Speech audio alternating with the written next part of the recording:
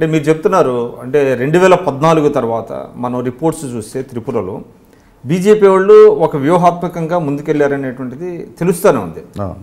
అంటే అక్కడ సీనియర్ నేతలను అక్కడ పంపటం, అక్కడ కొంతమంది ప్రచారక్స్ని పెట్టడం, తర్వాత మీరు అన్నట్టుగా చాలా పార్టీల నుంచి తీసుకురావటం మనుషుల్ని. కానీ మరి ఇటువంటి దాన్ని మీరు ఊహించి దానికి విరుగుడుగా మీరు ఎటువంటి చర్యలు చేపట్టలేకపోయారా? విరుగుడు అంటే end of the day win అనేది విన్నేనండి. దానికి కారణాలు ఏవైనప్పటికీ కూడా మీకేంటంటే ఒక ఓటమి, ఒక రాష్ట్రంలో మీరు అప్రహితంగా అనేక దశాబ్దాల పాటు అక్కడ వెళ్ళారు, మధ్యలో కొద్ది కాలం పాటు తీసేస్తే అటువంటి దాన్ని మీరు కోల్పోవటం అనేటువంటి దానికి మీరు సాకులు వెతుకుతున్నారు తప్ప నిజంగా ఇంట్రోస్పెక్షన్ జరగటం లేదు అనేటువంటి విమర్శ కూడా ఉంది. ఇది జాతీయ పత్రికలు రాసినవి, అనలిస్టులు చెప్తున్నారు.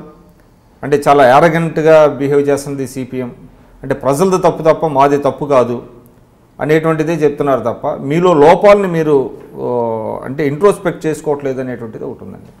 ఇప్పుడు అక్కడ మా లోపాలు అనేటువంటిది నాకు తెలిసిన వరకు పార్టీ పరంగా కానీ ప్రభుత్వ పరంగా కానీ ఏమాత్రం జరగలేదు. ఇక్కడ ఇంత పెద్ద దేశంలో 29 రాష్ట్రాల్లో అదొక రాష్ట్రం. ఇవాళ గతంలో ఉన్నటువంటి కేంద్ర ప్రభుత్వం కూడా కావాలని ఉద్దేశపూర్వకంగా ఆ రాష్ట్రానికి నిధులు కేటాయించడంలో కూడా వాళ్ళు కూడా జాప్యం చేయటం, తర్వాత ఏంటంటే తగినటువంటి ప్రాధాన్యత అనేది ఇవ్వలేదు.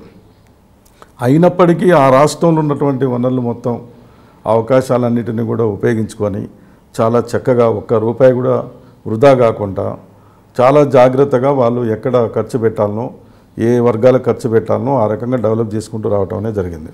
అక్కడ ఒక ప్రత్యేకమైనటువంటి స్వతంత్ర ప్రతిపత్తి కలిగినటువంటి ఒక కౌన్సిల్ని కూడా, అంటే ఒక మినీ గవర్నమెంట్ లాగా కూడా అక్కడ ఏజెన్సీ ప్రాంతంలో ఏర్పాటు చేసి వాళ్ళకు క్యాబినెట్ హోదా కల్పించి ప్రతి సంవత్సరం కూడా 12,000 కోట్ల రూపాయలు అంత చిన్న రాష్ట్రంలో వాళ్ళకు ప్రత్యేక బడ్జెట్ కేటాయించి వాళ్ళ ద్వారా అక్కడ మొత్తం ఏజెన్సీ ప్రాంతాలని బ్రహ్మాండంగా అభివృద్ధి చేసినటువంటి పరిస్థితి కూడా మనం చూడటం అనేది జరుగుతూ ఉంది.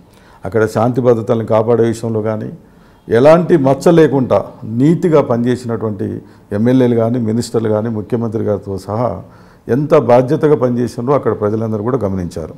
కాబట్టి ఏంటంటే ప్రజల్లో మేము బాధ్యతగా పనిచేయటం లేదు, తర్వాత ఏంటంటే ప్రజల సమస్యలు నిర్లక్ష్యం చేస్తున్నారు. ఎడ్యుకేషన్, హెల్త్ విషయాల్లో కొంత వెనుకబాటుతనం ఉన్నది అక్కడ త్రిపురలో. అంటే ఇప్పుడు హయ్యర్ ఎడ్యుకేషను ఇంటర్మీడియట్ వరకు, డిగ్రీ వరకు వాళ్ళు చాలా వరకు ఫ్రీ ఎడ్యుకేషన్ తీసుకురావటం అనేది జరిగింది.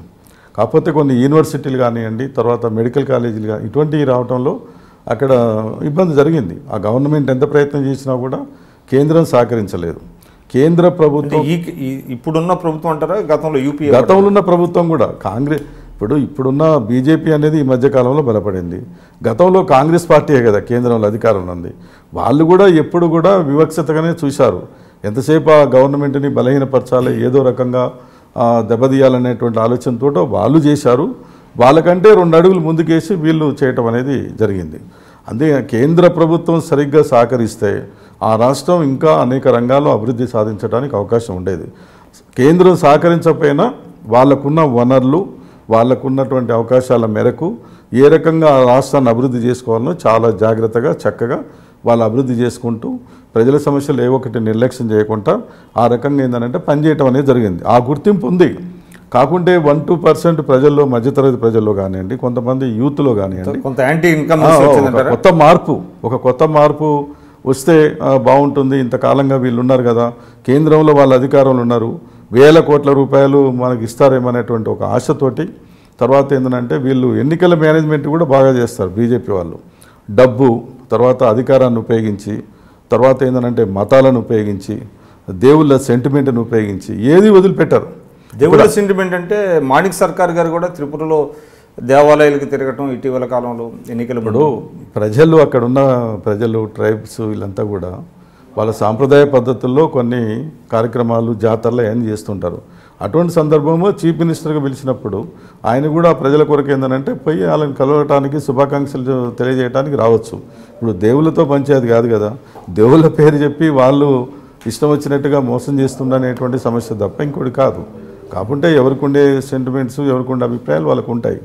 అది పాయింట్ కాదు. ముఖ్యంగా ఏంటంటే మేము కేంద్రంలో అధికారంలో ఉన్నాము, మేము 1000 కోట్ల రూపాయలు ఇక్కడ మేము తీసుకొస్తాము.